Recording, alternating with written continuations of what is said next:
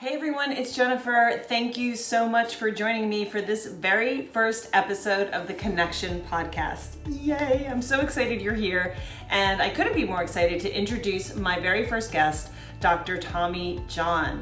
We talk about everything from the body's natural ability to heal to why not dead does not equal healthy. We talk about his 8 essentials, the 8 essential things for a vibrant, healthy, fulfilling, purpose-filled life. And we get into a little, probably controversial stuff about healing and how you can give your body the environment to heal itself. Let me tell you a little bit about Dr. TommyJohn. With master's degrees in health and exercise science from Furman University, Dr. TommyJohn brings over 17 years of health experience to the table. At completion of his studies, Dr. Tommy played professional baseball for 3 years with teams such as the Schaumburg Flyers, Tyler Roughnecks, and the LA Dodgers. After his career was abruptly ended from a rare infection in his throwing shoulder, Dr. Tommy developed his own baseball performance company, providing over 11,000 baseball training sessions for baseball enthusiasts from ages 6 to 30. Additionally, he expanded his practice of personal training, sports performance training, and rehabilitation of all types of soft tissue injuries. Dr. Tommy was drawn to chiropractic because he realized there was a higher element missing from the healing performance process and proper function of the human body in the innate intelligence and the nervous system, brain, brainstem, and spinal cord. That paramount observation led him to obtain his Doctor of Chiropractic degree from Life University in Marietta, Georgia, where he graduated magna cum laude. As the son of renowned Major League Baseball pitcher Tommy John, who played in the major leagues for 26 seasons and was the first person to come back in 1974 from the revolutionary surgery named the Tommy John surgery, it is not surprising that Dr. Tommy developed a passion for proper healing and physical function as he witnessed firsthand the outcomes of injury, innovation, and principled healing. He runs his practice near San Diego, California. I went down there for this interview. We had such a good time. We were so on the same page of healing and health. I really hope this interview opens your eyes and hopefully your mind into what the body is capable of, how it's capable of healing itself, how it is wired and designed to thrive and for you to live your very best life. Enjoy this interview with Dr. TommyJohn. A quick note for those of you that are watching this on YouTube, I had a little technical difficulties. This was my first interview live and the video went out after about, I think, 24 minutes. So you'll just get the audio portions, but I'm sure you're not sitting down and watching the whole video start to end. So thanks for bearing with me as I get this going. That's it. 3, 2, I like it. 1. Done. All right, I'm so excited. Thank you for having me down here in your studio. Healing. Oh, somebody called it the healing den. The healing den. I like it. It's like the healing mecca. Yeah, I like it.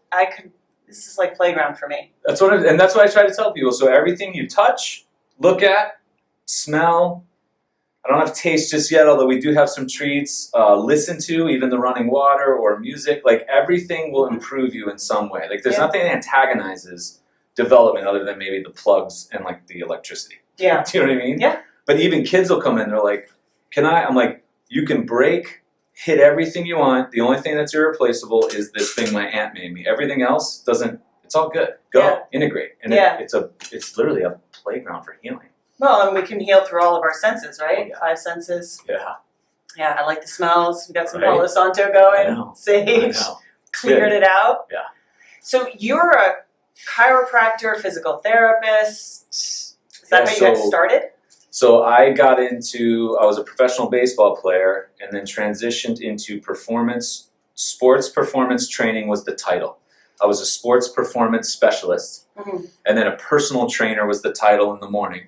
And then I did baseball lessons, like individual baseball lessons at night and on the weekends. And then what we did from a sports performance angle is we got into the rehab setting, so soft tissue injury, so anything from bones to disc to muscle to anything that was going on. But we went into it in this radical, non-traditional as to what medicine has done to it. We pulled back the curtain on just soft tissue injuries. And we started to see a lot of truths come up that weren't being taught in the schools and weren't being taught into insurance-based practices. And we were doing the exact opposite. And the healing stories were what they would call radical. Turns out that's just the way. But it was just the way. So all of a sudden now for 10 years, we're pulling back and testing and doing all these things that traditionally in the allopathic physical therapy side aren't being done. And then I wanted to do it on my own. There were too many people being involved, and a person does better when it's them, healing them. But the more people involved in their healing, the more spread out and distracted they can get. Yeah, so when you said we, you said we're doing this, who's this? So myself, another trainer, my good buddy Vladimir, and then John. So we own this facility, so it was the three of us, which was great because if you came in and you had a session with John, he spoke the same language I did. And Vladi spoke the same language, just an accent. And it all integrated very well. And the results were just there. And then I went to chiropractic school after 10 years of this because I wanted to start with the nervous system, was how we started.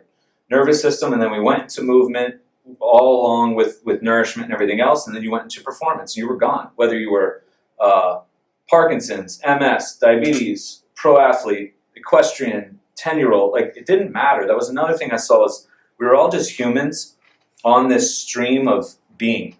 And wherever you're at, you're always just on this stream. Where now it's like, oh, you're injured? Yeah, down the hall in that other special room. Yeah. Or, oh, you're a lefty, or, oh, you're a woman, or, oh, you're a pro.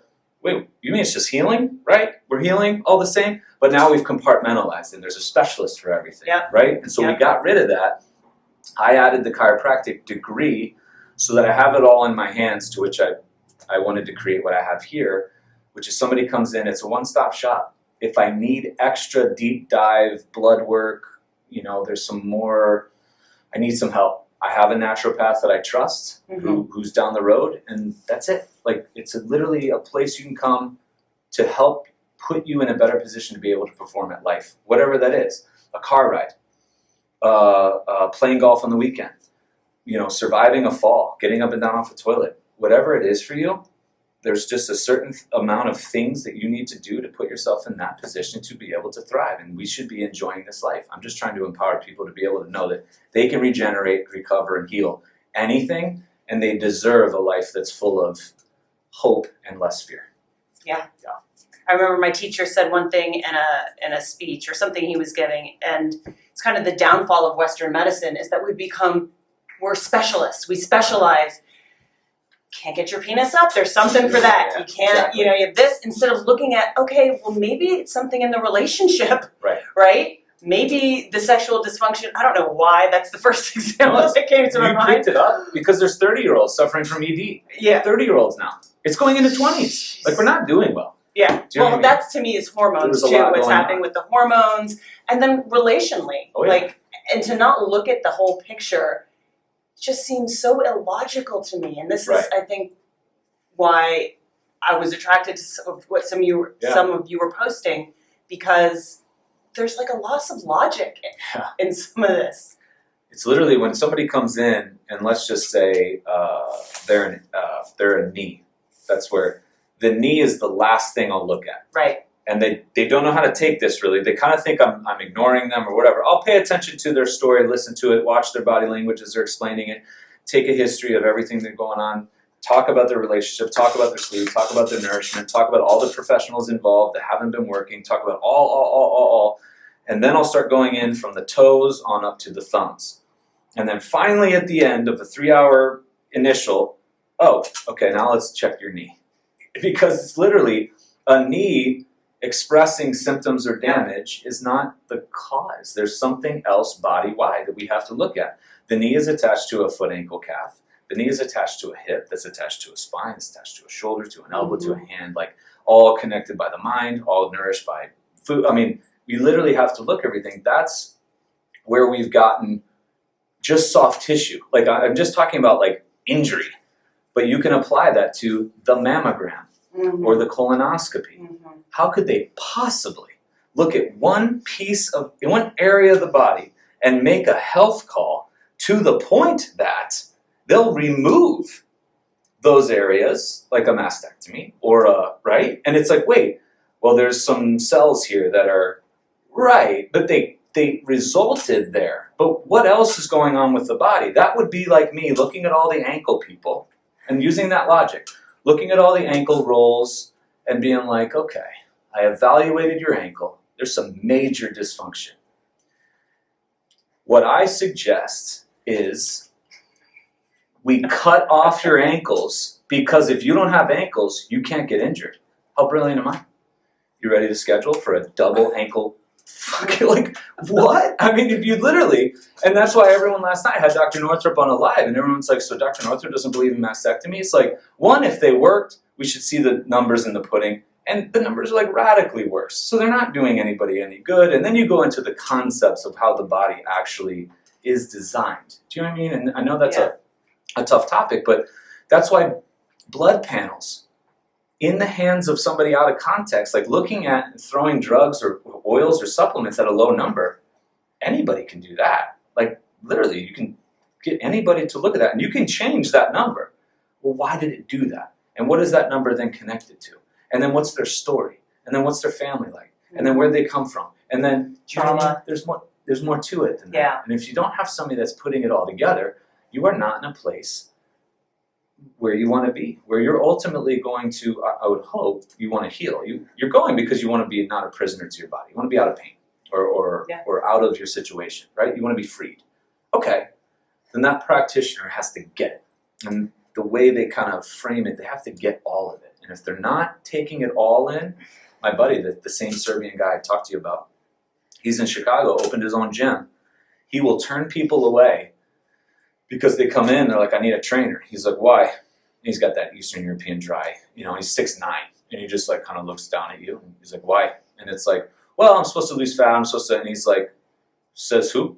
And it's like, well, says me. Okay, where you come? And I came from the trainer down the road. I just figured I'd try. So you just keep going trainer to trainer. How's your sleep?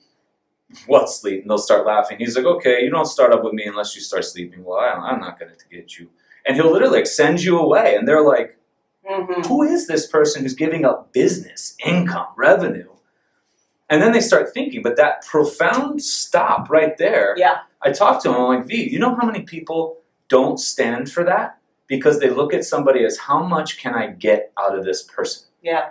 From an overhead standpoint, from a student loan standpoint, from a living standpoint, instead of, we all got in, and I hope, to help people. Yeah. And you start looking, and you're going to lose some, but the point you're making is so huge. And with all those that you kind of educate by that road, you'll get 3 more who get it. They'll just come through and be like, I'm ready.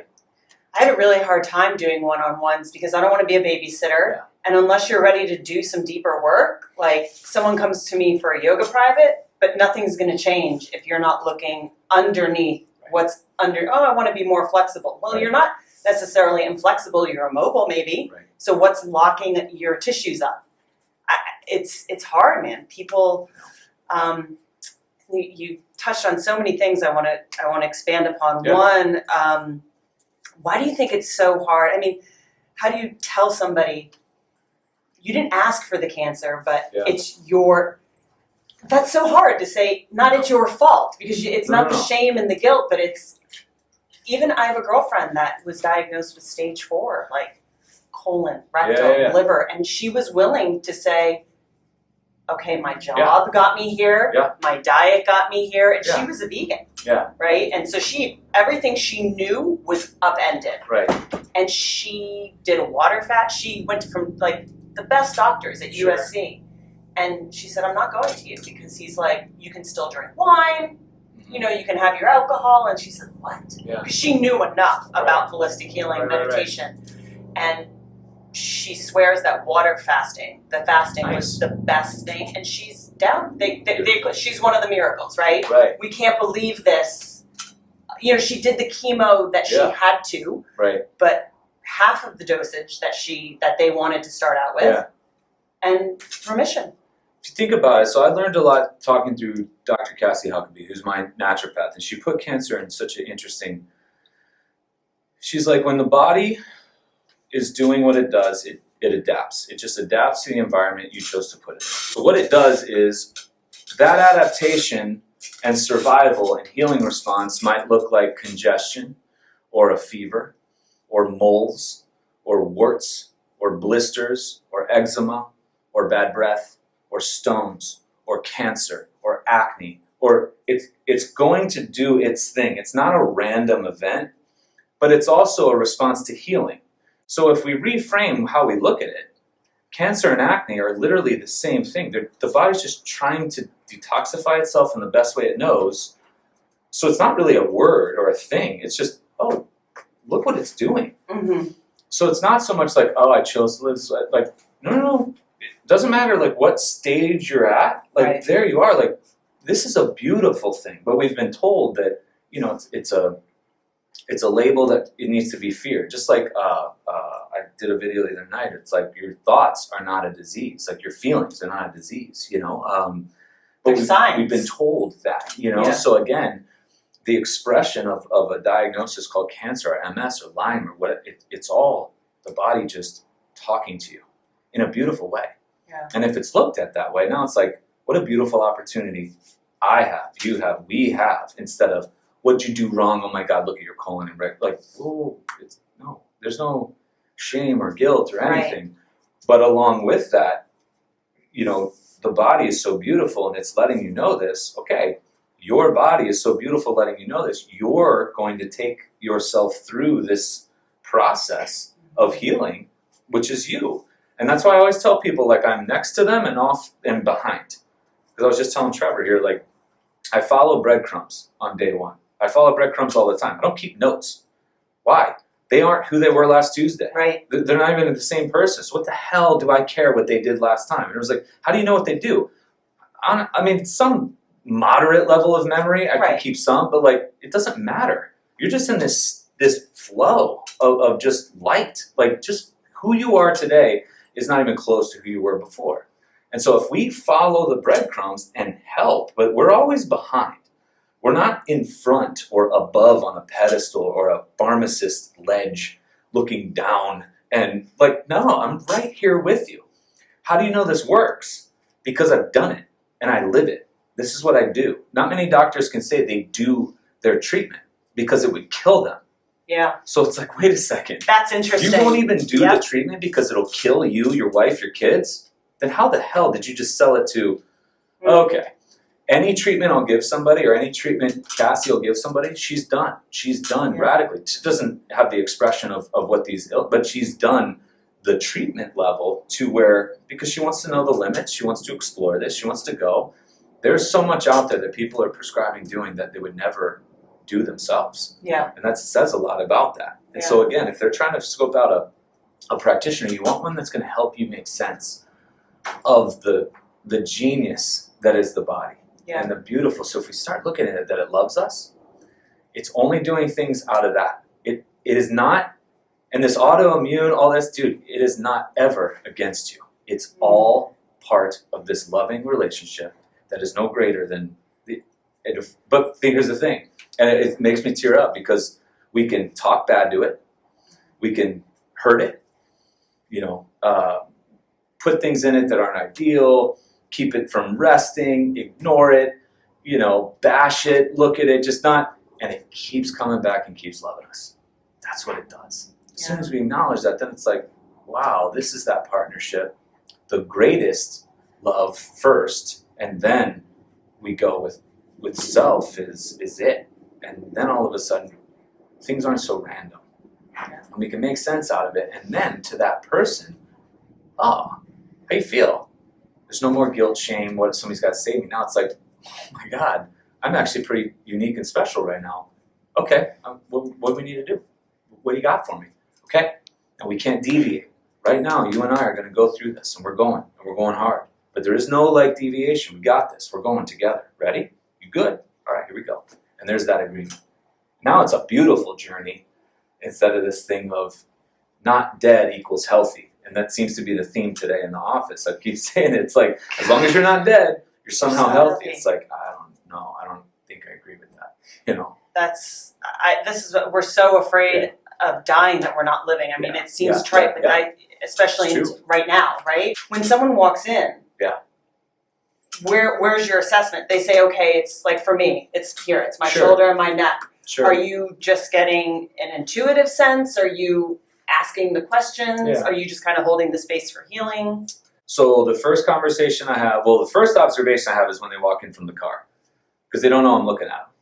And people carry themselves a lot differently when they know when they're not aware they're being watched. And then when you start watching them, they kind of gimp it out sometimes, and they start to create some stuff. So there's a lot you can pick up on. Then we sit on those couches right behind you, and it's comfortable. It's like a living room. And I'll just sit back. I got no shoes on. I'm in linen pants. I'll sit and I'll just listen. Tell me, go. Like sometimes I don't even write anything down. I'm just hearing them. And sometimes that's enough. Nobody's heard of it. Nobody's listening to them. So we'll sit, they'll tell their story, right? Then I want to know, okay, about when did this happen? What was going on around that time? It's interesting that with every MS ALS case I've talked to, there was a major life insult right before. A hip replacement, death in the family, a divorce, a total life change. A massive overhaul to the nervous system body expresses as we would call MS or ALS. What an appropriate response. Very interesting. I would want to study that world if we're talking about science, right? But you start going into those stories around what was going on there, because that's going to be a big thing too. Intuitively, I'm always watching them and their body language and seeing how they respond to certain questions, right? I love injury histories because you find out the person who has employed the most practitioners has more work to do than the person who's like, I know you're going to hate me, but I haven't done anything for this. No. Oh my God. That's fantastic. Clean slate. That's fantastic. Yeah, you're good. You're good. Now you're coming in here, which is gesture number one. That's great. But the person who loves talking about what the name of it is, because they sometimes will name their thing before they even say their name, their introduction. It's who their disease is who they That's are. it, right? And Yeah. I'm like, oh my gosh, okay. And then they'll go into all the practitioners and all the processes and all the herbs and all the pills and all the stuff, and they love talking about it. So I'll listen. And then somewhere along in that conversation, I need them to admit that scroll that they've employed didn't work. They have to admit that. That's why they came here. I didn't go get them with a BOGO. Like, I'm sorry, there's no discounted, like, no, what are you talking about? Like, you were here for a reason, but did that work? Well, but no, the guy's nice, or she's amazing, or I got a good deal on, no. Everything you've been doing to this point, has it been working? No. Okay. Because everything we're about to do is going to be pretty close to the exact opposite. Right. And so you're not willing to be open to that until you let this go and let that name go too. So they love, to tell me the names. I'm like, you're not that. Like, well, what do you think it is? It doesn't matter. It's you healing, period. That's all you need to know. People like to identify with their pain because it gives them something. Yep. I almost feel like in general in the culture, we need to find things to bitch about, because is it a lack of deserving that we don't think we deserve a good life or things to be easy, or... I don't think we have a sense of self anymore, right? We've been so disconnected from that and automated that to feel like you're something different feels good. Like, I had siblings. I wanted to get braces because I wanted to be different than and then when my brother got braces, I'm like, what the hell? And I was like pissed because I had the brace. You know what I mean? And I was like, who wants braces? So I think that's as I'm trying to discover who I am when I was at that age, right? I think especially to like when you are. Yeah. You were born and there's this uniqueness to you that when you literally look outside you and see this intelligence and then look inside. I told these two girls on the podcast today, cut yourself. Next time you cut yourself, don't cut yourself. Next time you cut yourself, look at it. Watch it bleed. Watch the processes that you have nothing to do with. You're not making it heal. And watch how it'll do it all on its own. I mean, really look up close the concept of bleeding. I don't wash cuts. Wash them? That's what blood does. It's flushing out things that aren't supposed to be there. Have not washed a cut. And I've like cut fingertips like almost off with like fresh vegetables. Like, no, let it bleed. Let it go. That's what it's doing. And then keep it closed and then watch how it mends from the inside out. What did pain do? Pain triggered a healing response. You have to feel in order to heal. If you're numbed out, the brain doesn't know what's supposed to trigger. The pain perception is comparable to the level of healing. Wow, this was gnarly. You're healing in a really gnarly state. This is so amazing. This is so amazing. And that's how healing is we have to get some sort of stimulus greater than the trauma to heal completely. We're all going through a major trauma from 2020. However you interpret this, I look at it as like, what an awesome opportunity for humanity to go up. You know, one of the second best days of my life was when my brother passed away. He's on my forearm. He was in the whole psychiatric model. He's like my best friend. You were happy. I wasn't happy he passed, so I'm happy he's in a better place, wherever that was, whatever his belief system was. But my life infinitely got better because I started looking at things differently, and I started to take things in differently. That pain, I didn't delude myself and put positive affirmations over and trick myself into this life. Like, no, I sat with it. I bottomed the hell out. And then I saw, like, wait. We are so fragile, yet so big and grand. Like, this is such an amazing ride. I don't have time for things that aren't important anymore. I don't have time for that, this, that. Unless you're benefiting me or with these 8 essentials, like, and I'll tell you straight up, like, nope, not doing it, can't do it. Why? Like, I got to go see a sunset. Or I got to go, I'm driving separate because there's a chance on my way there I might get disinterested and I'm going to pull away. And everyone's like, okay, don't invite TJ to, no, you'll invite me day of and I'll drive. And there's a good chance I'm just going to peel off and go somewhere else. Like, I'm sorry, because I've seen how valuable life is. Yeah. And I love it so much. And so when you start to look at some of those simples or look into a cat's eyes and watch it like look at you and do its thing, or look at a newborn and the intelligence there, or look at the birds fly against the waves in a line and they know how to fly up and go and surf the next wave. Like, if that doesn't turn you in, everybody's got it. Because you could be the most cruel, heartless, in a fight, cheating on, whatever. When the sun's setting, everybody knows to look. Everybody knows to stare at a sunset and take it in. How? Because we're ingrained. We're designed to be this way. It doesn't just turn off. And it doesn't just go away. So that's there. And that's what I'm trying to get people, that regardless of where they're at in their path, there's those little things that are little clues. Nature leaves so many clues that are outside us, inside us, on us. It's all this big loop. Even plants, man. I have a plant over there that's the vine plant, you know. I brought the other ones in, and one of my clients' dads took one of the vines and put it in the bed of the tree. The vine went down into the bed. That plant flourished, and that tree is flourishing. They're flourishing off each other. I'm like, dude, that's a clue. There it is. Like, they all feed off of each other. And according to Dr. Dawson Church, I interviewed him on my podcast. He was doing work with Bruce Lipton. We know Bruce Lipton with epigenetics. He wrote The Biology of Belief. He was in the beginning of his research. Consciousness is more infectious, according to they're sciencing up. They're not sciencing down to study disease and pathology. Right. Because I don't know who powerfully would study power. Like, no, study the potential. What are you doing, this whole science thing? Yeah. Consciousness is more infectious than any contagion or germ. Consciousness. And that is how a household gets sick, which is not getting sick. You're just expressing symptoms, which is a great healing response. But if you and I are in the same household, your body assesses the environment, realizes you have some damage, have some cell damage, have some stuff going on. It's going to form congestion, fever, malaise, slow you down, no appetite because you're going to fast naturally. And then your body might resonate and tell me, cue me, because we're just a bunch of trees in this world, right? We're just a bunch of plants trying to help each other. Since we're in the same environment, maybe the information you're getting, I might need, because we both have to survive in this environment. Maybe I express the same symptoms. Or maybe my body's like, no, we're good. And maybe that's a household of 5, right? Just like 2 women that live in the same vicinity of each other, get on the same cycle a lot of times. They didn't infect each other with blood.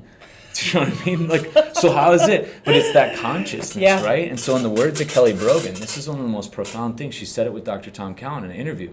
You owe it to humanity to heal yourself. Yeah. So some people are trying to find their service. You know, maybe they're in a job and they're like, I'd like to do more for humanity, but I'm making widgets, or I'm selling Mercedes, or I'm just not doing things for somebody. Heal yourself. Yeah. When you do that, your whole energetic shift just totally changed, and your resonance now, in a positive way, is going to affect the globe. Yeah. Now imagine if we all did that on an individual level. Holy. That's what I said. You can't stop trying to heal the world before you heal yourself. Yeah. All you can do is make yourself raise your consciousness. That's it. And then it's funny, the other shit doesn't affect you. Yeah. And when it doesn't affect you, you don't go around the world being angry at everything. No. You're like, I mean, it sounds so trite, but just like spreading sunshine everywhere you That's go. really it. I get that all the time. People ask me, like, are you not worried? I'm like, I live in such a manner. Do you see The Matrix? I mean, we all know. It's been a while, He but goes yeah. literally like, so you're telling me you're going to teach me how to dodge bullets. And he goes, when you get to that point, I'll butcher the line, when you get to the point, you won't have to. Yeah. You're not even going to know. So I've lived in such a manner, focusing on these 8 essentials, doing the work. It doesn't matter because it's not even going to affect me. There's no way. It's like a flyover. It doesn't even matter. Yeah. And then what happens is you view things differently. So everyone's like, how can I help? Like, what do I do? What march? If you take care of yourself and truly try to level up in every way possible, you will start to know what you're supposed to do. You'll start to know who you're supposed to be with, where you're supposed to live, what your role is. It just won't be a choice. I don't have choices. It's so easy to live. Easy in that I just go. And it's like, oh, yeah, I'm supposed to go here. I'm supposed to go there. It's not like, ooh, should I do that or should I not? No, I already know because there is no other. I'm not going to do something that's going to antagonize myself, and I don't have time for something that I don't have intention towards. There's nothing in my life that if you asked me, hey, TJ, why'd you do that? I will have the thickest, strongest reason as to why I'm doing whatever you're asking me and whatever you've seen me do. It might be doing a lunge and closing one eye. I'll have a reason. Or it'll be out like holding a pine cone. I'm like, or carrying a rock on the beach. Like, why are you doing that? Well, I'm trying to like offload to one side, and it's like, since I'm walking, 19 miles, it's 2,000 strides per mile. That's like, 40,000 somethings. That's different integrations that the brain. I'll have a reason because I never do anything that's just like because, or somebody told me to, or because the TV said so. Like, there's just no way. And when you get clear like that, it literally is this fearless, doubtless. Because I was trying to go, why do I not? I was talking to Dr. Cassie, I talked to Northrop, I talked to Lori Ladd. I don't doubt myself. And it's not ego. I don't doubt. Like, you could never deliver me information that would have me go, actually, I should live a different way. You're right. I'm sorry. Like, I've done so much. Yeah. There's no way. You're not checking me off this. Now, is it because I was born into this, or I've done so much work, or I bottomed out? Like, that's my question. Well, and I was listening to the conversation you were having yesterday with Northrop and your naturopath. And I have a sense of what it. I mean, I think you have to, at some point, have some sort of bottom out. I've had a few. It helps. Because then you have to start to ask. You either give up, or you're going to figure it out. I know. And I never went to the professionals. Right. I mean, so that stubbornness in me actually served me. Yeah. Where other people, you're stubborn, you won't listen to anyone, you're contradictory. I was like, well, I'm going to figure this out. And I had to go through what I had to go through. I know exactly what you're talking about, but it's like speaking a different language. Right. So, I mean, what do you see as... One, I think it's innate. I think we're born. Yeah. I think there is a certain dharma, and everything that's happened has happened like that. But for you, was it your brother's death? Was it something else? Was it a series of events? So I've been this way since I was young. So I think I was born to view things this way, or to do this work. Yeah. I was very aware of certain things. I was an older soul. Music tastes, my temperament, like what I enjoyed to do. It was more in solitude, always loved talking to the parents. I always loved the older friends. I played up in sports, and I was just gravitate to people older than me, dated up. Like that was just an older, and they'll say, like, people in the healing arts, like, truly, they're the older souls. Maybe we were in another, realm, something like that, right? We don't know. But then you add the experiences into that, and then all of a sudden it's just enhanced and amplified even more to where in 2020, which is why I say it's the greatest year of my life, like literally when it happened, one, I didn't even know because I don't watch the news. So words trickling around and I'm like, what are they saying? I don't even care. Shutting my business? Are you joking? Right. Wait, what? I mean, it didn't even make an ounce of sense to how I live. Yeah. So I just carried on. But then I'm like, wait, the cops can be called on me? Wait, what's going on? What is going on? Okay, what's my role in this? Because my life just got better. Like, my office is still good. I'm living at the beach. Nobody's on the beach. Like, this is amazing. Like, right. The roads are clear. I can go to LA if I want. I can go to Big Sur. I mean, literally, this is my life, man. This is great. Yep. Wait. I can't capitalize on. Wait.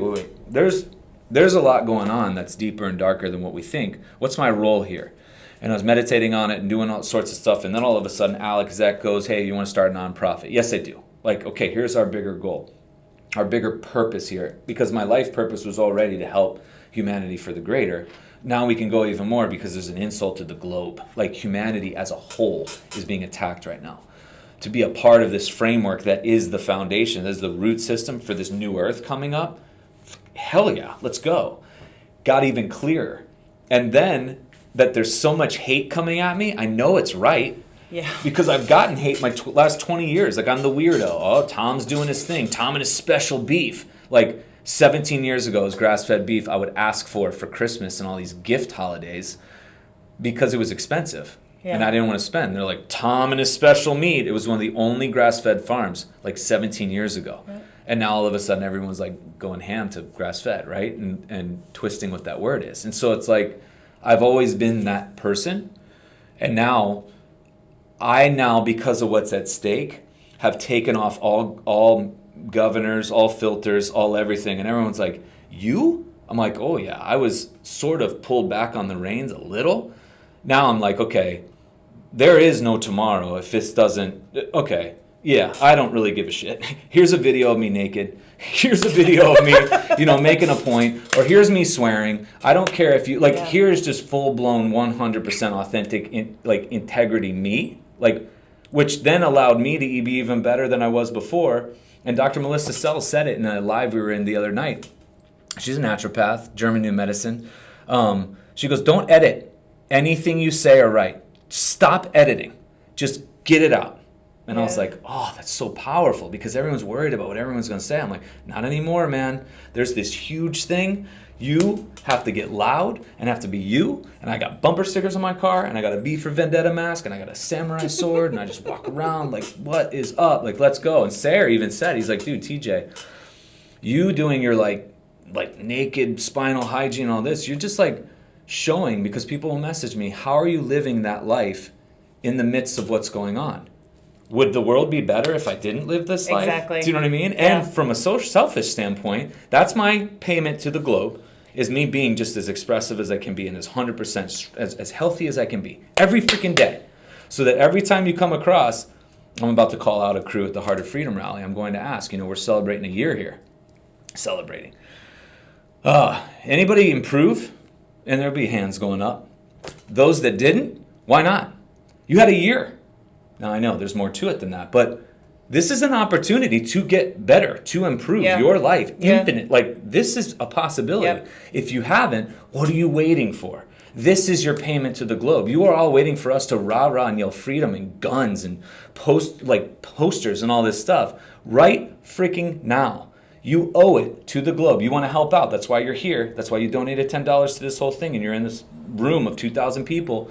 You got to do it now for you. And that's your expression. Now you can go march, because I said it. It doesn't matter what your sign says if you go home and you're not doing the work to do the things to put yourself in a better position. And somebody asked me, your posts you're always like upbeat, you're always flowing, well, that's just because the state of living that I'm always in. I said, if I was in prison, I'd find a way to live my best life. Yeah. Just like Viktor Frankl, Nelson Mandela, like those guys. Like, are you freaking kidding me? Right? Like, there will be a way. I'll have to reassess my environment and go, and but I will figure out the best life in prison. You cut off my right arm, I will learn how to live this unreal life. Yep. That is what we're designed to do, because we respond to stimulus. We respond to that resistance, right? That's how we grow. We have to grow through that. So much is this mental. That's why this culture right now is driving it. Everybody needs a safe space and be protected. Yeah. It's like, let me build you a bubble so I don't hurt your feelings. And I am like the queen of sensitivity. I cry at car commercials. Nice. I cry every day at something. good. I cry at a sunset. I cry now. I thank God. I cry more in gratitude than anything. Yeah. But it's like we need these protective bubbles around us. I go, are you kidding me? How do you think those people survived the Holocaust? Right. They had to survive. You can't take free. Once you're free in your heart and in your mind, the government can't do shit. I don't care who's the president. Right. Doesn't matter. That's what blew my mind is how I guess I shouldn't be surprised, but how many people's happiness or state of being is dependent on what they hear in the news that day, or what who the president is. Or I got something from the LA Times. I have my Gmail is just a bunch of junk that comes in for stuff I sign up. And the author was asking questions. How do you deal with the jealousy of someone you know getting the vaccination before you do? I go, really? This is what I do? Yeah, exactly. Double. I know. That's why you're upset today? Right. We've given our power away. We've just said, okay, you tell me how to be happy. Right. And It's now how crazy. it's shifted so the psychological operation, right, and the cleverness and the billions put into how they can manipulate and reprogram us, like it works. Like we're seeing it. How could you possibly? But then you're a conspiracy theorist, right? I know. Like if you say, That's cool. That's why I said this interview is like my coming out because I haven't said it. The brainwashing is beyond to me. I know, and that it's very good that we could use it for good if the powers that be cared, but they're not. It's control and manipulation, coercion. So, but scarily, and this is what we have to be careful with, because in my corner or side, people have gone to, they've got violently upset at me.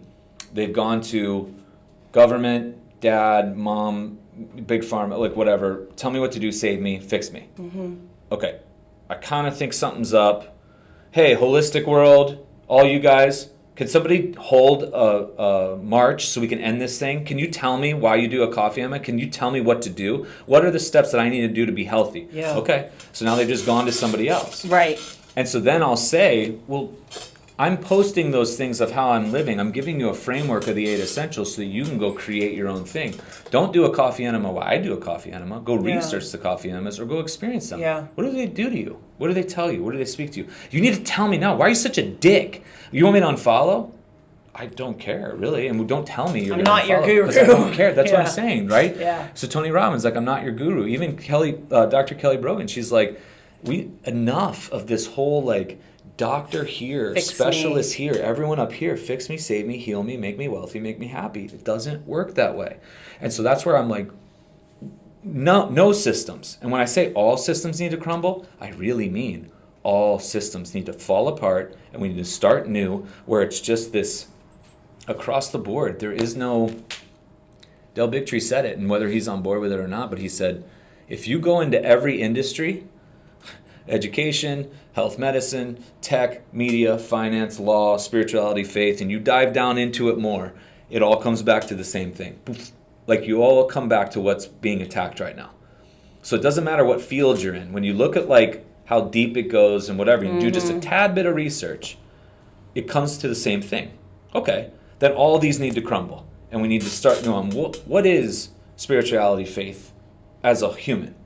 What is education as a human, not as a right, a left, a California, a girl, a boy? No, what is it as a human? Like, that's it. Because we didn't have all these school options, and we didn't have holistic food and organic food and GMO. It was just food.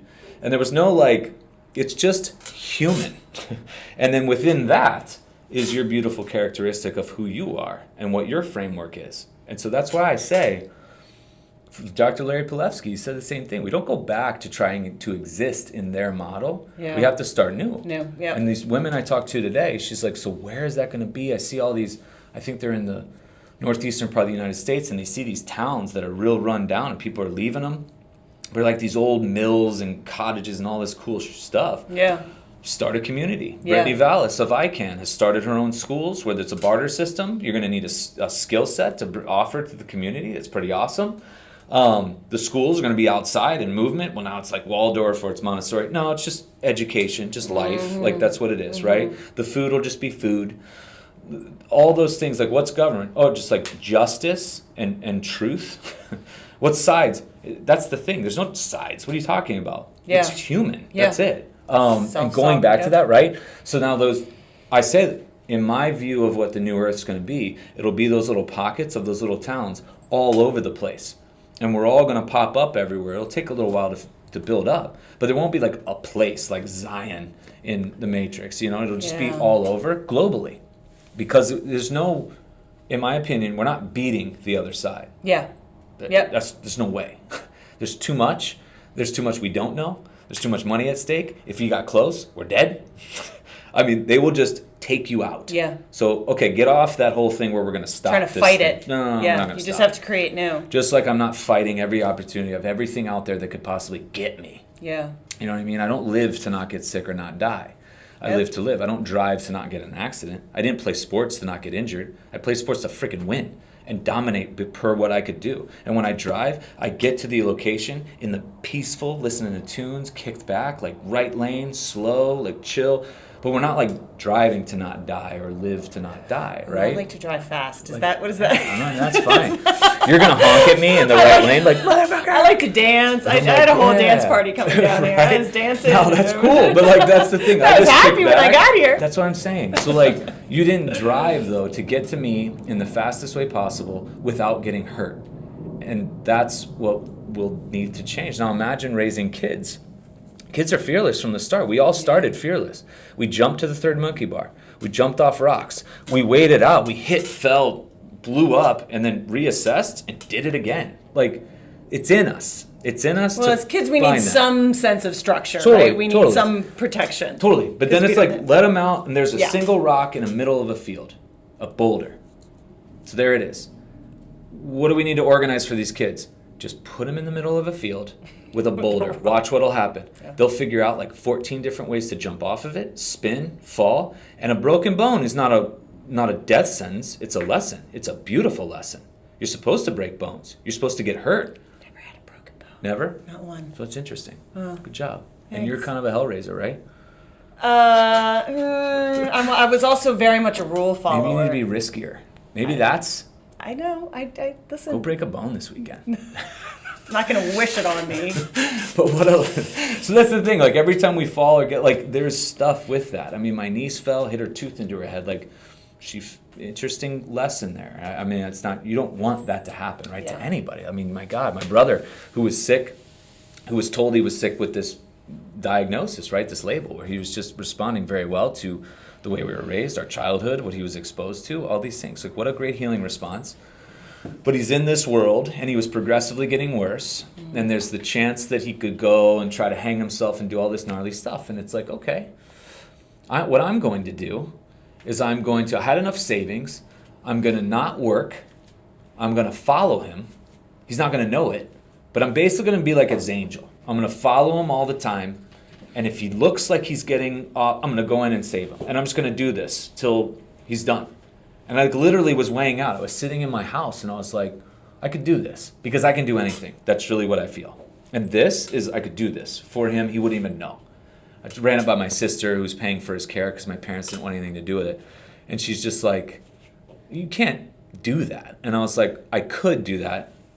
And she's like, I know, but that doesn't, she's right. You can't save him.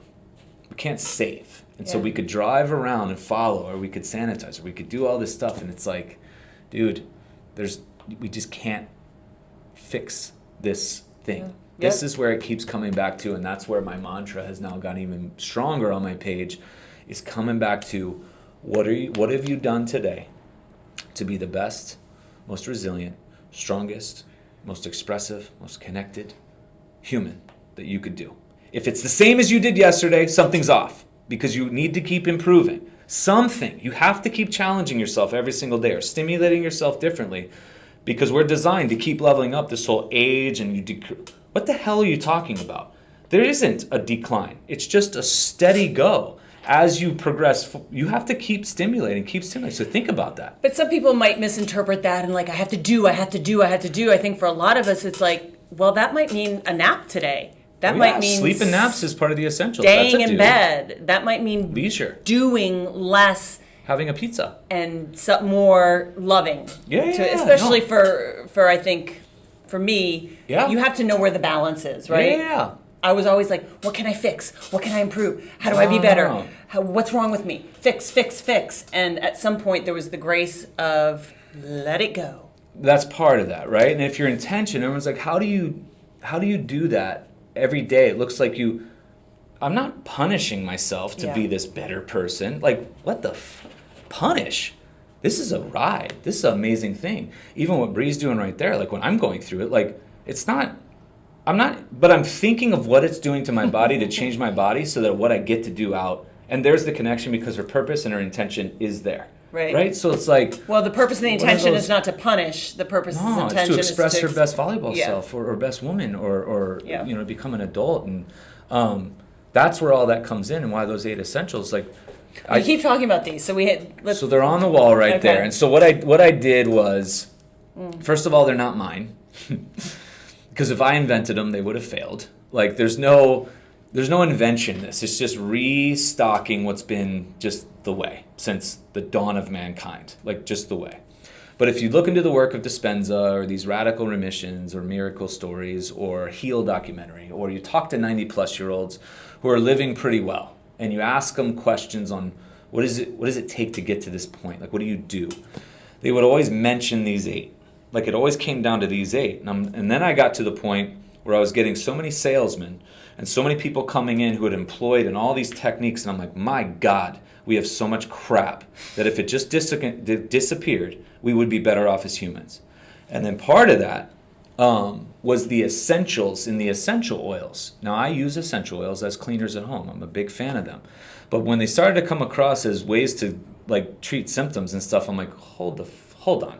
How essential, like what is essential to our lives? Like what do you and I need that's essential? Because that's the root source foundation, and then everything else is just a supplement to a bonus. But we need this like framework for essential, because when the body's injured or disrupted or expressing, it always goes back to this ancient wisdom and simplicity. It wants simple. It might even be a fast, or just a breathing, or just sleep. Like, that's profound. Or laying in the sun. Somebody's going to call that lazy. Are you fucking kidding me? Lazy? Laying in the sun is lazy? You're integrating the most powerful light that we cannot even study. We've reduced it to Roy G. Biv and vitamin D. Are you kidding me right now? If that goes out, we're done. Like, it is so profound what our cells do with that light. But everyone wants to reduce it down to something, right? So we go into these 8. Now, when we list these 8, if anybody's listening to this, you write them down linearly, but you picture them in like a ball all wrapped up where they're all integrating. Yeah. Okay, so it's quantum. So now, the first one is a belief in something greater than yourself. Like you have to acknowledge that there's something bigger than you. And I don't care what it is. This is so unique to you. It's not even to be discussed unless you want to share it with somebody. But you're writing down what that means to you, whatever it means to you. Number 2, purpose. Small, medium, large, purpose, whatever your reason is. Again, you ask me why, if I ask you why you drink that, or drinking that, you would have a list of reasons why. And it could be as simple as, tastes freaking awesome. Like, one of my mouth quenched. Done. Those are 2 reasons right there, but you had reasons. So purpose. 3, relationships. I'm going to give some of mine as I'm projecting onto people, but relationships, the ones that support your belief in your purpose, the ones that challenge your belief in your purpose in a positive way. Put up a mirror in front of you and are there to, kind of pull you back and say, hey, you being, come on. The other ones, boundaries. The energy vampires, we got to, or cut them out. And family too, family included. Number 4, sleep naps. Number 5, breath meditation prayer. Number 6, outdoor exposure, just opposite side of the window. Number 7, nourishment. Sun is in there, but it's just nourishing yourself. Number 8, movement. Now, what do those mean to you? And everyone has their own little definition. And then what you want to do, I stole this next part from Dr. Cassie Huckabee. I used to do hers like red and green, where you would list all the things you do in your daily life that apply to a belief in something greater than yourself. Whatever that is to you. You want to split each of those 8 into 2 columns, medicine and toxic. The things you do in that column that are medicinal for that help that, list them. You know, it could be going to a temple, reading the Bible, whatever it is, right? The other things that would antagonize that. And you go into each of those columns, toxic medicine.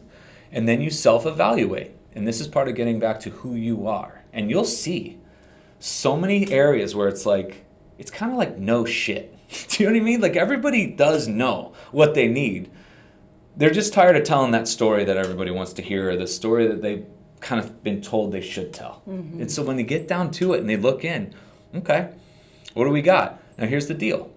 You'll look in because there's areas I could improve on. That list is always going in my head. Everything that shows up in my path is on that list, and I either choose to do it or I avoid it if it's helping.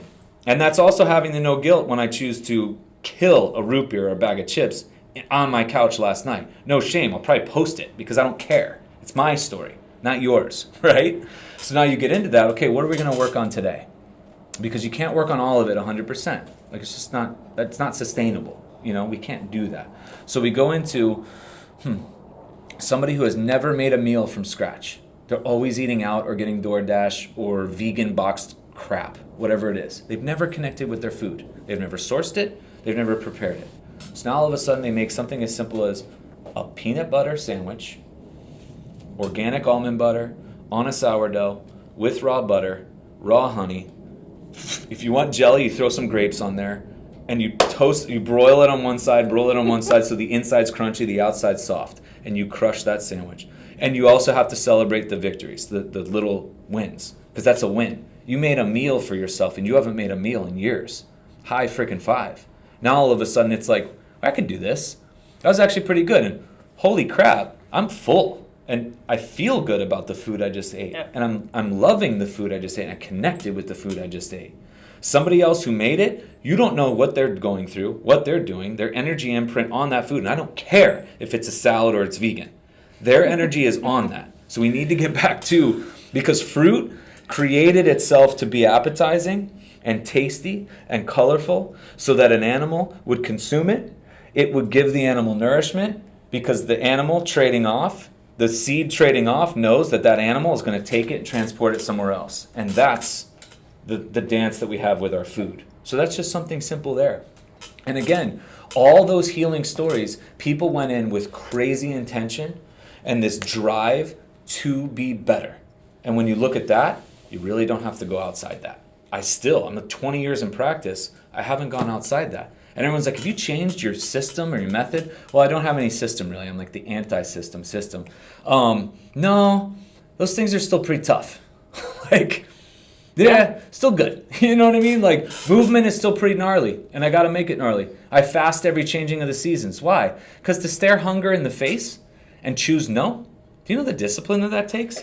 And now all of a sudden, my energy threshold of break just raised. Yeah. Now everything else is going to come and try to check that. I don't even sense, because you just continue to go. And not in this hysterical, unsustainable, no, you're doing it out of a place of love because you love what this is, what you get to experience this world through this flesh. This is amazing. This is amazing. So with those 8 essentials you see on the bottom there, take your inventory and be consistently savage with the simple. Consistently savage. That's the key. Intent. I could do any move 365 days in a row and still be improving on the last 300 or last 60 days, the first. Doing the same move, you're supposed to confuse the body and do all this stuff. Really? Each time I attempt that move, I'm a different person, applying a different level of intention. If I go in and go harder and harder and harder and harder each time I'm higher. Damn, on day 365 with the same thing, holy crap, this is unbelievable. Yeah, I just put a lot of people out of business, didn't I? And put it all back into you or her or him or me, right? And we put it back on the person. That's empowering. Yeah. That's huge. Now there's those 8 on refrigerators and in dorm rooms. I didn't have that in my dorm room. Now it's like in office spaces and yeah.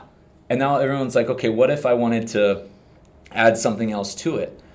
As long as those 8 are sitting out like this, the other things you add to it that could be just kind of like I'm getting an infrared sauna in here, right? And people are like, what? Sauna? You're not about, it's that on. No.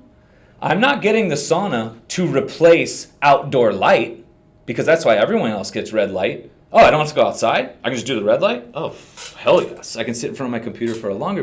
No. We extend those 8. The infrared sauna goes in between there. And in between I was going to say, you could probably fit anything outside of the 8 into one of those categories. Right, Natural right. light, sunlight, well, Right. It's not replacing, it's enhancing. Right, that's what we want, is I'm not going to not get sunlight. I'm just going to intensify my 150 degrees of red light to pull out more shit.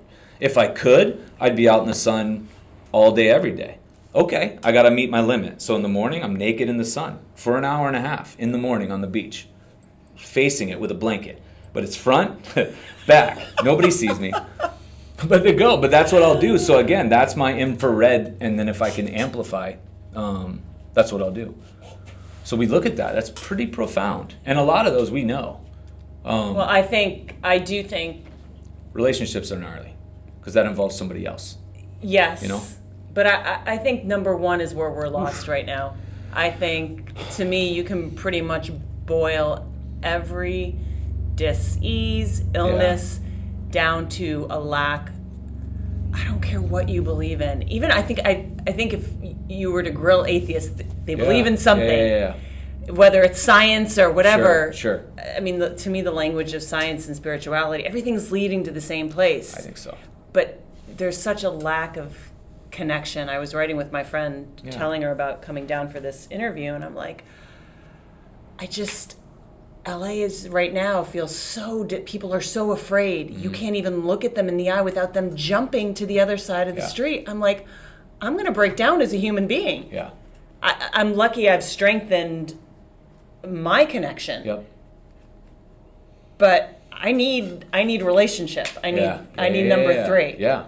And I think, when all of these are in balance is when you're in your flow. And that's it. And then synchronicities and those cosmic winks and all those things that everyone's like, oh, it's deja vu, and it's, oh, no. And that's how you know you're dialed in. Even Dawson Church said that. Dr. Dawson Church, from a science standpoint, but from an epigenetic standpoint, he's like, I explained, I saw, this boat that made me move here, and there's other things and he's like, when those are, and they're coming in now more than ever. Yep. There are a lot. And he goes, that's when you're in that flow. That's when they're happening all the time. You are now aware of all aware of them. You're seeing more of them and feeling more sensitive to them. Exactly. Totally. So when they do happen, I'm like, oh, hell yeah. Kid came in the other day, last night. TommyJohn? I'm like, yeah. You remember me? I'm like, I can't see you. So I'm standing there, and it's a silhouette, and he's standing in the doorway. And he goes, Ryan, whatever. I played with baseball with you at Schaumburg, so professional in Chicago. And I'm like, wait, what? Holy crap, he was my catcher. Hug him. What are you doing here? I just rented the space right behind you. I mean, you can't. He's right there. The former catcher from 2002 has come. Now, I don't know what his role but I'm like, there we go. And then there was another one, and then a dream, and then somebody else. And I'm like, oh, huh. When you start to acknowledge it's not random. And those little things are like, there's the joy in that. Yes. There's just the joy in that moment. I don't care if it's a sign or whatever it is. It's just, holy shit. I know. And those are the things that you keep building those moments up, and then it leads to something that you may not have ever known. I think so. And it helps you. So the other day, it happened. I was literally talking to my naturopath, Dr. Cassie Huckabee. We were sharing, if we weren't doing this, she wasn't doing her practice, I wasn't doing mine, what would we do? We'd still do this because we love it. Right. She loves it, but just for nothing. She wants to work with horses. I'd give anything to work on a farm. I want to be in the dirt, in the land. That's something I've been attracted to as of late. I'm like, my gosh. This was Tuesday. Friday, one of my clients comes in, and he's like, dude, TJ, trying to sell my horse. I gave it to a woman to take in Marietta or whatever, and he's got this gait problem. He's neurological and all these problems. I need someone to work with him. And I'm like, dude, my naturopath does neurological work with horses, and she's looking for just a chance to spend time with horses. He's like, all right, connected him. She was at the farm on Sunday. This happened on Tuesday. So, and she's so dialed in, she's like, of course it happened. Yeah. Like, so now what you want to look at that as is like, oh, cool. Yes, cool. But you want to be careful what you put out there. That's another thing. Like, because it'll come. The universe will be just like, here. And if you're constantly thinking about what you don't want, it'll just show up. Yeah. Like, we know in sports, like, I would sit in the infield or and like, please don't hit it to me. Like, there'd be a time, the next ball is right at me and exactly what I pictured I didn't want to happen. Well, the universe doesn't know negative or positive. It just knows the and thought. think this. I asked Dr. Dawson Church, it's a fascinating interview. Why do we go there? Why is it so easy to go to negative? And so disciplined and difficult intention and energy spent to go positive, like spin it. And he's like, well, you got to think of where we came from. We're always on alert. We haven't evolved enough to get out of this alert phase. We're always on alert. Why is it easy to store fat when food's present? Because we're supposed to famine. We would make a kill and then maybe not get food for the next. Right. That's how our line has been made up. We haven't spent enough time in this convenience world where everything isn't a threat. So the body's always on mark and it's always going to be planning off some and then remembering some memory of and then staying in that loop. So it's the momentum of for the sake of where we came from, okay, all right, noted. I just thought it was interesting because it is so easy to store fat and so hard to push it. You'd think with the intelligence that we're designed, still intelligent, but it just did it from a history of 200,000 years of life. It got to the point where it was like, whatever, lions and all this stuff, and we're trying to deal within that same code. In a life where there's food on every corner, we got seat belts, we got, we could literally kind of live, it's not how we're designed, but you could sort of live this kind of cush, somebody taking care of you type of life. That sounds like a nightmare to me, but but that's why it's so easy. I'm like, wow, that's interesting. I didn't think about it that way, but that makes total sense. I'd like to stay that way because it keeps us where we're at and it keeps us sharp and there, and it just means the yous and I's in this room have to do a little more work to know when we're hungry or know when we need to sleep or know because we have these lights telling us it's not nighttime. It's, you know what I mean? Don't even get me started. I have my Instagram daylight savings. Can't we just leave Mother Nature to the why do we have to be fucking with the clocks? Because now it's not dark until 9 and my body, I know. I like, no, I eat when it starts to turn dark and then I have rest and then I fall asleep at 9. And now my whole biorhythm's off and I get pissed for a month and then I get over it. Sun up, get up. Sun down, go. Like, exactly. Stop winding down. I know. And I try to do it. It's just, it's hard to go against the grain. Yeah. Of society. When I lived in New York, that's how I wanted to live. Yeah. Do you want dinner at 9? I'm like, no, I want bed at 9. I know. But I was in New York, so and I did find there was part of that. You just sometimes going with the flow, right, and enjoying where you were, right, is part of it as well. And not always trying to be so stringent in your routines because this is good for you. No, that's that orthorexic problem. I said if the stress from you being healthy is causing, that's more toxic than whatever choice you would make. I mean, that's a real deal, because we got more, people in health, but aren't, it's because it's a mania of being, is it sustainable? And that's why I keep, like a happy donut is healthier than a sad salad. I will literally stand by that. And everyone's like, then I eat donuts all the time. Would you? No, you get to a point it doesn't feel good. You would not feel good. You wouldn't. Yeah. And honestly, go for it. See what happens. Just go for it. No, you're not going to end right now because you had 8 donuts in a row. Do it. Don't be ashamed. Don't share it with people. Share what your experience was. I had a stomachache. I felt like shit. So are you happy? Well, no. But I mean, it tasted... No, I don't feel good. Okay.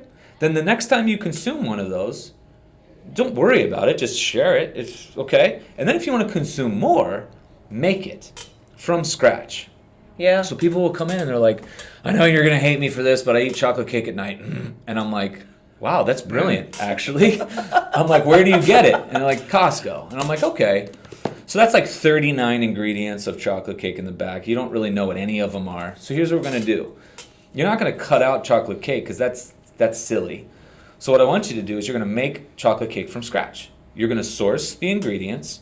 You're going to make it from scratch. It's going to be 5 ingredients. You're going to make this beautiful big cake with this icing. It tastes exactly like the Costco one. But now what you're going to notice is you can only have like a little sliver because it's real food. And your body's like sensing, oh, this is nourishment, nutrients. Great. So you ate less of a piece. You feel fantastic. If you put those ingredients in another ratio, it's just scrambled eggs, toast, butter, cacao. Bill Cosby. And somebody's gonna There's eggs in the cake. Right. But it's literally when you get it from the source, it's like, okay, why is it any? And now all of a sudden, maybe that sweetness at night shifts to a salty, and then maybe the salty that you make, and now it shifts to morning, and now it shifts to, and over the course of 9 months, you totally phased out of and turned into. I'm not about to tell you don't need nourishment at 11. How the hell would I know what you need? I'm not you, and I'm not a specialist who would claim to know you, but I do know your brain wants something at that time. Give it something that is essential, not something that is just completely made up, designed, fabricated. Like, none of this stuff's real. You know what I mean? And so when you get to that, it's like, holy shit, it happened to a little 12-year-old. This little kid shamed that he would eat blueberry muffins in the morning. I'm like, why would they shame you? No. Make them from scratch. So he researched his own recipe, made them, gave them to the family, brought me in some, noticed he only had 2 who were like tiny, 2 instead of the 8 from the Costco minis, those little mini dogs, Bah, bah, bah. And he like shifted his whole, and I'm like, there you go. But now there's no shame around what we're consuming. There's no guilt around what we're consuming. Now it's like coming from how traditions have done it forever. This like no sugar, no grain, no, really? All right, we got to watch out now. You know what I mean? Yeah, there's too many cultures that are doing so much better than us that don't deny and aren't guilt and aren't shame. And it's like, they're really living.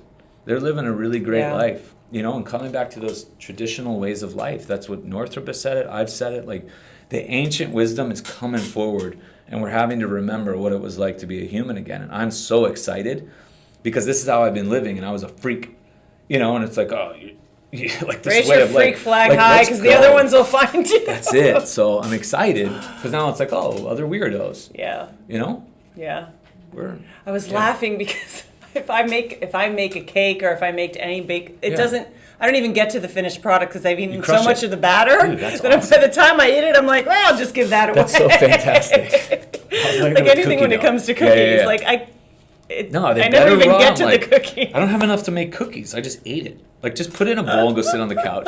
Okay. So I was laughing. I'm like, you're like, bake a cake. I'm like, it would never happen. I can't bake it. I just make it. Granola, I'm good at. Right? I can make it all the way through to the final, which I tried to make today, and I didn't have the nuts. And homemade granola is fantastic. I'll have to send it. Yeah, please. I'll have to send it. Each discipline has its truths. Like, they all have their thing. But the way they're being taught now in the schools, it's to subdue a symptom in the shortest amount possible. Maybe insurance covers it. Maybe so. It's saying that symptoms are something that need to be quieted or hushed, and so now we have all these natural methods or unnatural allopathic, and they're coming in to just quiet everything out. And so what people will do is the healing response is gnarly. It's painful. It's scary. It's nauseating. You're not alone. That's why you need to like express it, share it, and be open to it. But appropriate healing is stimulating. It's tough. The body, when I do something to it, so I'm a chiropractor, when I do something passive, if you think about all these passive things, acupuncture, dry needling, rolfing, massage, chiropractic adjustment, done to you, right? A passive. Your body needs to go take that and integrate it in the best way that it knows. So I didn't do anything. I didn't fix you. I just made a suggestion. And now we're going to just see what happens. But we don't let that happen. We go with, okay, this. Now we're going to shut down that signal so you can keep going. You didn't take off from whatever you were doing because God forbid that. And then you're going to go, and then it's like, oh, that's not working. That doesn't work. Well, did you give it months, like, to take its course? Like, 1 to 3 months for stuff to cycle over. I mean, every injury, regardless, if you're not doing a minimum of 1 to 3 months, something's off. Like, don't be unfair to the body. Like, come on. That's pretty crazy. And to think about it, like 20 years of stuff and you're expecting it in days, that's cruel. That's mean. That's unfair. So we go a little longer. Dr. Cassie, I keep saying, she was autoimmune, injured from a vaccine. At the 2-year mark, no changes. Worse. But she had faith in what was going on because she knows how the body works and goes. And literally it was at 2 years. Boom, page turned. Her legs aren't numb. She can walk to school. Her skin didn't, she's like, what if I would have given up within that 2 years? And how do we know 2 years is too long? Who decided this whole time thing? The body is only on one stream, and that's adapt, forward. Evolve, move forward. That's it. That's all it knows. So when we get help from the outside, stick with one, do exactly what they say to the nth degree. If they're pure in their practice, we're all doing the same stuff, basically. Like, we're all coming from the same place if we're being pure. If we're not, then we're trying to pervert that list and monetize and do some things to cheat out that list. But if we go, it'll work. It'll just work. Or you'll know that wasn't ideal for me. Just for me. And now you know to switch. But we go to where we shop out and try to get everybody to do that instant, you fix me, you heal me, make me feel better in the least amount of time, because I don't want to invest. I don't even count it as an investment. How much does this cost? Oh, you mean how much are you investing in yourself? Oh, okay. Because illness, disease, like whatever that expression is, kind of expensive. Like, so I'm paying into a compound interest account every single day. The only thing I spend money on is travel and my food. Everything else I've just reduced down. My hobbies are free. Gas. And really, I sometimes don't feel like filling. I'll just let it run out. Get out. I've run out of gas 4 times in California just because I don't want to fill it up. I'm like, I don't know. Get out and walk. I'm trying to reduce where I won't need a car, right? Or if we go on a big trip, you can rent for a couple of days, like whatever, right? Like, what do we need, right? But that's where exactly, if you go to the right, again, I'm using her because she's my naturopath. She has on her website, schedule your first visit. Mm-hmm. That's fucking powerful. Yep. Because if you do it, it's not, we hope it works. It works. That's how the body's designed. It will work. It just does that. There it is. It's not like, oh my gosh, you are genetically, no. All that's out. It's out. It's done. You are designed to heal. That's what it does. It doesn't matter what the label is. It doesn't matter what the call is. And that process is the experience. Not just like, oh, I'm going to go exist in a house and come out healed.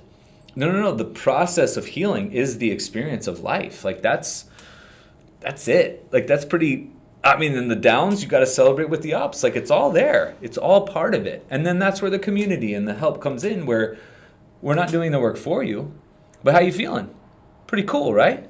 Oh, like just the expressions. I'm going through this different thing that we did on my childhood with my expression of certain things, infection in a tooth, infection, a benign tumor, just some stuff. I feel awesome, but my literal intake form, reason for coming, I want to fly. Like, I literally told her that. She's like, okay. Hell is holding me to that standard now. And so she's looking at my blood, looking at all this stuff, and she's like, all right, everything's good. But because of your desire and what you want, all right, we're going to go a little crazier here. And I know it's you, and I know you can, okay. So we're doing certain things. My skin is reacting in a way because I'm very sensitive to how my body is on a day-to-day, that I'm like, dude, check this out. She's like, I know, right? But that's taken 2.5 months. Like, I'm noticing it, and that's me. And I'm still leveling up. Everyone's like, what's wrong with you?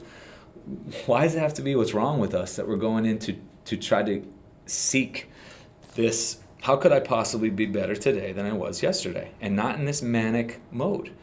I'm happy regardless. And if the journey is not pleasant, like it's not like this amazing, I don't know. Like, I don't really know if it's for me. Do you know what I mean? Like, I'm not, and the challenges are the part that I relish, because I know how my body's designed, that those challenges are spiritually, emotionally, intellectually, mentally, and physically, they have to be stimulating on all. Everyone's like, do you do emotional work in here? Everything's emotional. Like, do you practice mindfulness? everything has to have mind in it. This whole mindfulness thing, when did it become mindful movement, mindful meditation? Oh, you mean just like thinking and being present with like what you're doing? When did that go out of style? Like, we have to get back to that connection of every single thing we do is all about that expression. And there's just a way of life. And now we're going back to that. Human. That's what we all have in common. And it's so amazing that we get to experience that. Like I'm pumped as far as what we get to do, you know? And I love, I mean, these guys know I've shared, because I've had a couple, I share them even on my podcast. Everyone's like, you don't get injured? No, I push myself to enjoy life. I'll jump from stuff. I'm like bounding things, 29 miles to Oceanside and back, like all these things. I just like exploring. I like living. I like doing things hard, like high. I like living high. So the preparation has to exceed my life.